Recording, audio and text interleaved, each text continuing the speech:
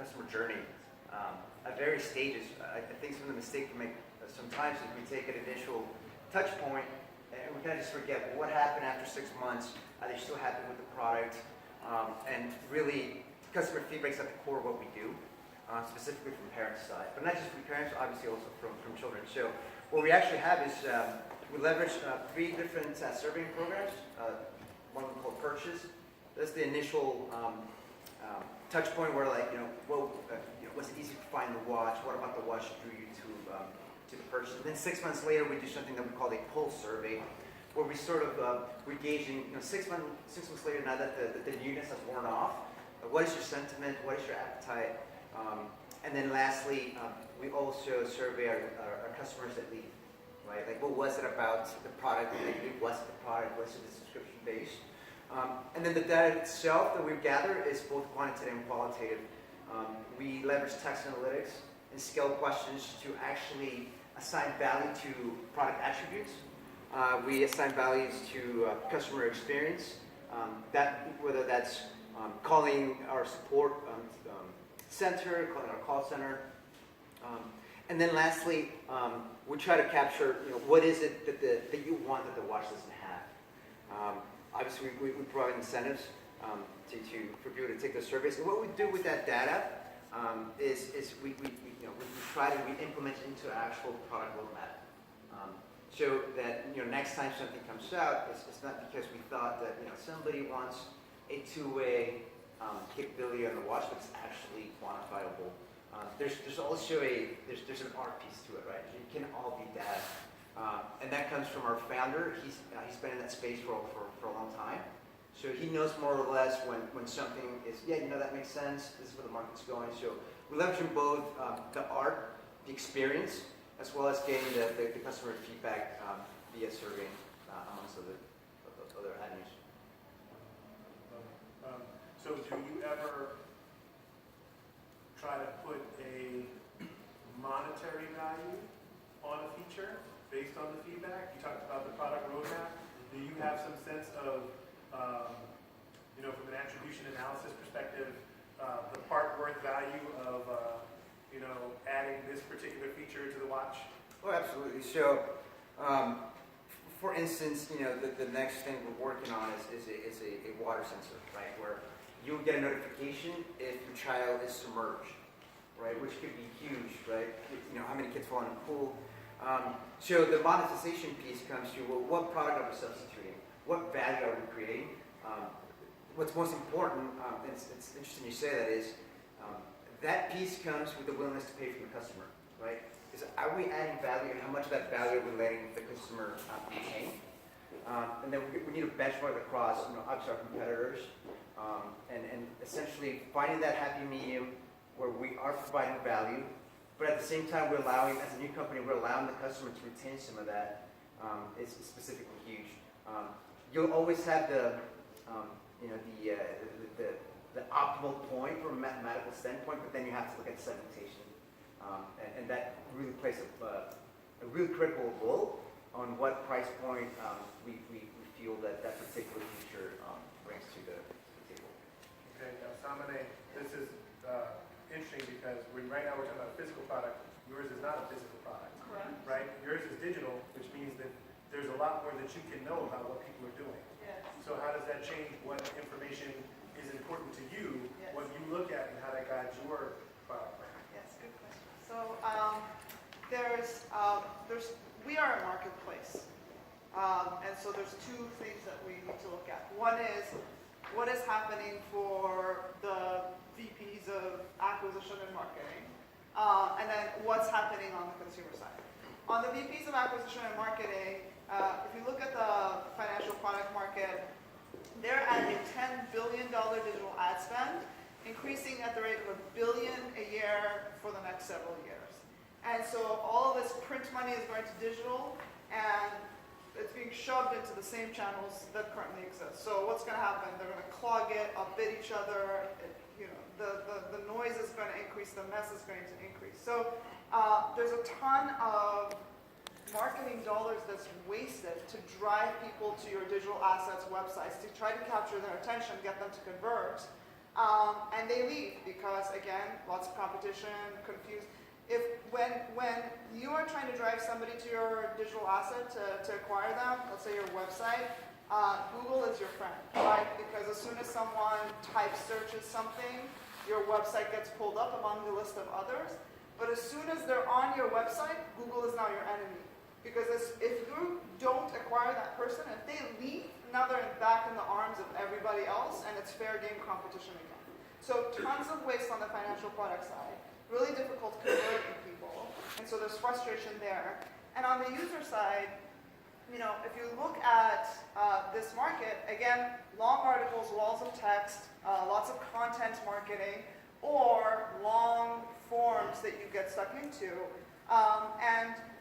One of the trends we saw before voice even happened was in Q4 of 2015, chat surpassed social media, which means people don't want to read a post anymore. It's, no, give me something interactive that I can give back to you. Let alone, here's this long article to answer your question. So essentially, we're moving to this interactivity, especially the millennial crowd is moving to this interactivity, which is why voice becomes so powerful. So those are some of the trends we saw initially. And then as we got into it, we started building products. We have very, very close relationships with Google. So Google Assistant serves us. We get all of our, right now we're at 86,000 monthly active users, all organic. And the most powerful thing over there, when you think about virtual voice assistants, which are AI at their core, is that data is everything. So as people come in, we get that data, we see exactly what they're saying, what questions they're asking, we train the agent, and we learn a ton about what these people want and what they're looking for. And you can't do that on a website. You can't. That was my life before. Digital acquisition was what I did. You just can't do that. I don't care how much Google Analytics, heat mapping, focus groups, nothing beats somebody telling you exactly what their concern is right at the point of sale. So a lot of those data and analytics we take in, train our agents, and then we do iterative user testing and product feedback. So we've done, in the last year and a half, we've done over 1,000 user interviews by just getting feedback from people because we believe in building something that's customized to them. And how do you process that much data?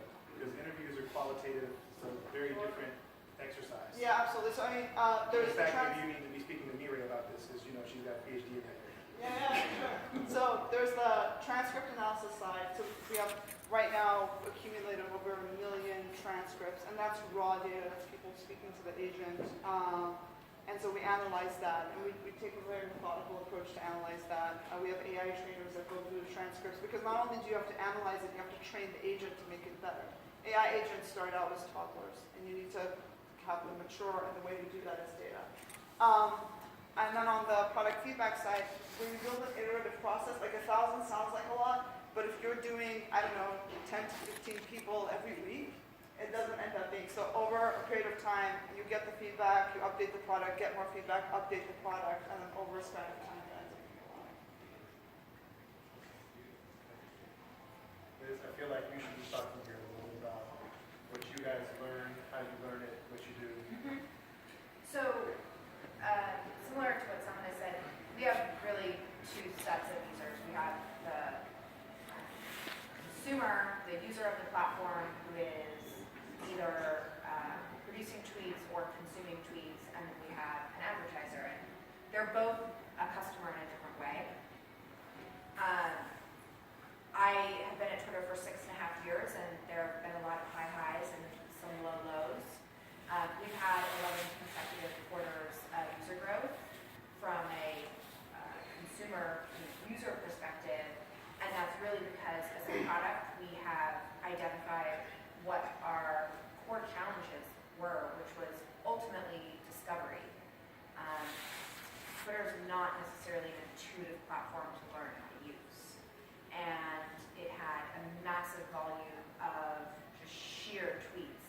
And if you wanted to, for example, come to Twitter a few years ago and say, I really want to find out what's going on at CES, you had to be savvy enough to understand how to use the platform to do that. It was not something simple.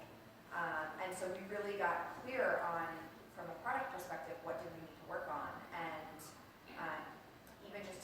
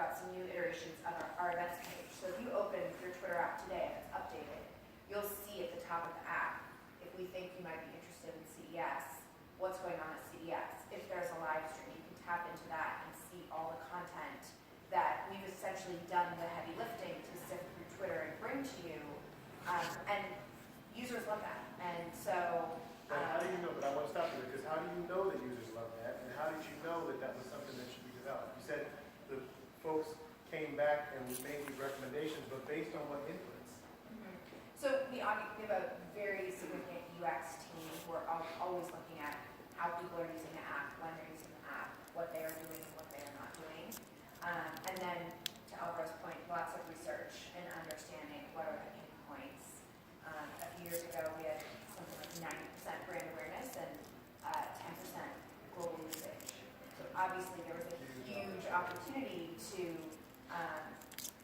bring those two numbers closer together. And obviously we see, when you come to the platform, we understand what you're doing, we understand what you're reading, we understand what you have dwell time on. So we infer your interests by understanding what you're tweeting about, what you're reading, who you're following. All of that is direct data, similar to what someone was saying. We're not inferring that you're interested in tech. If you're following Wired and the Consumer Electronics Show and Gadget and TechCrunch, it's a pretty strong signal to us that you might be interested in what's happening at CES, just as an example. Yeah, I'll add one thing. So we're a B2B company. We have hundreds of customers, not thousands or millions. So when we get feedback, it's really important to how to properly interpret it. And so we'll do things like Net Promoter Score, surveys, but when it comes down to something, we were kept getting back, we wanted an analytics API. All these customers are saying, like, okay, I mean, that's inevitable. Everybody wants to have this universal dashboard where all the data comes into. So maybe that's something we need to develop and put on our roadmap. But then we also followed all these surveys with close interviews with some of these clients. And it turned out they wanted to be able to export the data easier in an Excel file with the columns and rows different.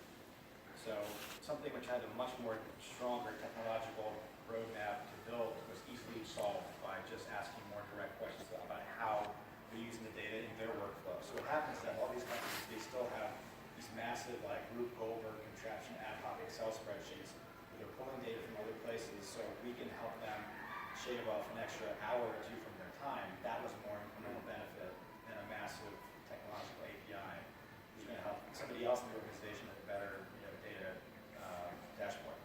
So I think qualifying everything with really understanding what the business problem is, what the workflow challenge is really important to help innovate. And you may have noticed that I skipped Mire, and there's a reason for that, which is that if we're going to talk about data, research, feedback, consumer feedback, etc., I really would love for you just to talk a little bit about the value of analytics versus research and the application of both against different kinds of problems, right? To kind of help these folks, think more rigorously about when, analytics isn't enough, for example. Sure. So the first thing I want to say is consumers don't always know what they want. So if you just ask them, do you want this? They might say, sure, sounds good.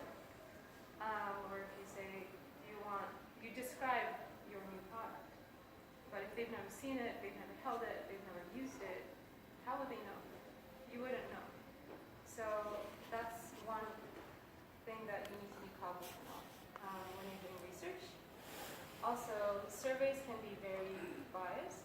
Even the top research firms often, when you look at how they do research,